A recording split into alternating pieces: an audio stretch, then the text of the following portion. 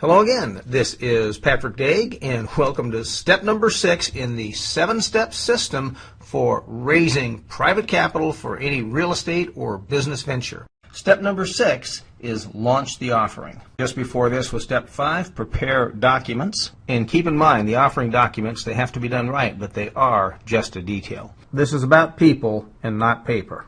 And a quick reminder, I'm not an attorney. For legal questions, ask a lawyer. Okay, so first, a few words of caution. This is a brief recap of some things that were already covered in Step 4, List Potential Investor Sources. One of the key things to know about making a private offering to private investors is that it's not legal to make a public announcement about your offering. You can't take an ad out in the newspaper. You can't send an email blast to your entire list. The reason behind that is that if you do intend to advertise to the general public, the Securities and Exchange Commission wants to review your documents. Now, fortunately, there are exemptions to that requirement. The primary exemption is under Rule 506 in the Federal Securities Regulations. That allows for you to contact people independently that you have a pre-existing personal or business relationship with who have the capacity to protect their own interest. In general terms, you can bring up to 35 such people into your private offering. And what I'm referring to here are people who do not meet the requirements of being an accredited investor, a term I'll define here shortly in case you're not familiar with it. Right now, though, let's talk about contacting people that are just regular folks, not accredited investors. If you have a long-standing personal or business relationship, co-workers, someone you've known for years, business partners, those people are presumed to know the general level of your business acumen, so you're allowed to approach them privately, one-on-one. However, if you're not sure about their general level of business experience, background, sophistication, then you need to take some steps to reasonably ascertain that they have the capacity to protect their own interest. And by the way, that really is a key point. The way to do that is with an investor questionnaire. That's one of the templates I have on the website. You can also talk to people that are referred to you that you don't know, but again, you'd want to start with the investor questionnaire. And by the way, it's all right to invite a group of people that you know to a dinner meeting or a presentation. You may not actually sell the offering there, but you can talk in general terms about what you're trying to do. That's an acceptable way to develop a list of people that you can contact and then follow up later one-on-one. So now let's talk about accredited investors. The qualifications to be an accredited investor are defined by the U.S. Securities and Exchange Commission in Rule 501, Regulation D. You can bring in an unlimited number of them. An accredited investor has a net worth exceeding $1 million, not including their personal residence, or an income of $200,000 for the last couple of years that is expected to continue into the current year. Or if they happen to be married, $300,000 if you combine their income with that of their spouse. A recent change in the law does let you contact on an unsolicited basis people that you have a reasonable expectation are accredited investors. Certain kinds of organizations are considered to be accredited investors as well. That list includes banks, insurance companies, registered investment companies, business development companies, venture capital firms, and businesses, meaning corporations and partnerships, with assets in excess of $5 million. Along those lines, any trust that has assets in excess of $5 million also qualifies as an accredited investor.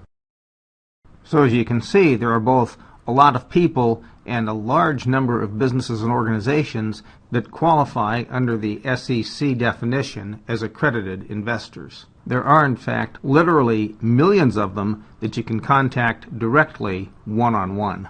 Now, please keep in mind you can't advertise for accredited investors. That's my understanding from my attorney. But you can obtain lists of accredited investors or create your own list, mail to them. In some cases, they'll have email or phone number contacts, and follow up with people or organizations that might have an interest. Okay, There are a number of different ways to launch your offering and bring investment dollars in. I'm going to discuss some of the most common approaches, and good chance that one of these are going to work for you. If you have a product or service that has a potentially wide market, you might be a candidate for venture capital.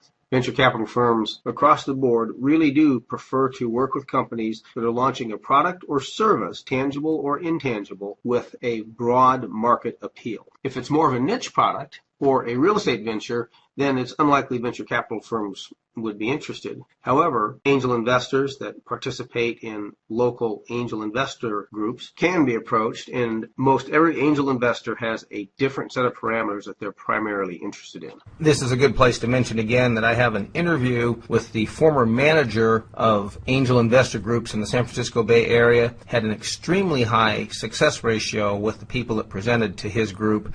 Well worth watching that video interview.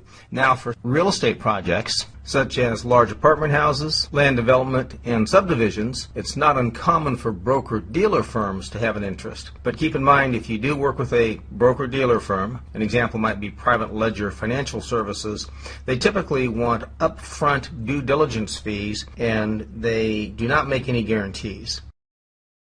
Another possibility already discussed briefly is to simply launch using a joint venture agreement. That's one of my templates, and approach 2 or 3 people about participating in your venture, sharing the profits, and as part of that agreement, bring some money to the table, and then in one fashion or another participate with you in taking the venture forward. Of course, you still want to be in overall charge of your venture, so it's important to have this structured properly. Another one of the very common ways that people get started is simply by tapping into friends, family, and coworkers. If you have an idea that makes sense to people, they're going to be willing to listen to you. You will start discovering that people have funds and assets that you might have known nothing about. Most particularly IRA and retirement account funds. Almost everybody has that. By the way, in this core training package, there's a PDF book that tells you exactly how to access IRA and other retirement account funds for your venture in a way that does not create an early withdrawal penalty. Potential investors, people you know with IRA or other retirement account funds, might not be able to touch those funds for 15, even 20 years, depending on how old they are. And in most every one of those cases, they'd like to see a better return on their retirement account assets.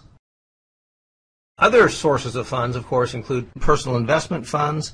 People want to support their friends. People love the idea of being part of something that's taking off. So I encourage you to be very open-minded about this possibility. And I'm going to tell you a story about a coaching client and how amazed he was at how his community of friends stepped up. In fact, as I'm making this recording, his $100,000 offering has now been funded. I suspect that most people would be amazed at how much money there is in the community of folks that they know. There seems to be a kind of magic that happens when you have a great product or service, you have a set of offering documents put together, and you're seriously out there in the world to make this thing happen. That's really powerful.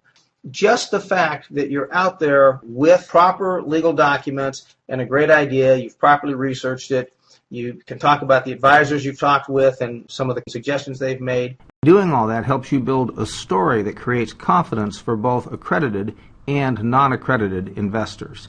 And you feel pretty good about yourself at that point too. So that's a quick overview of some of the ways to launch your private investment offering. The thing to keep in mind is that if you're sitting on your hands and you're not out there making this happen, it won't happen. So take confidence. Know that just as millions of other people have done this over the years and done it successfully, you can too if you put your mind to it. Step 6, Part B, Building an Investor Base, is the next video in this series. This is Patrick Daig. Have a great day.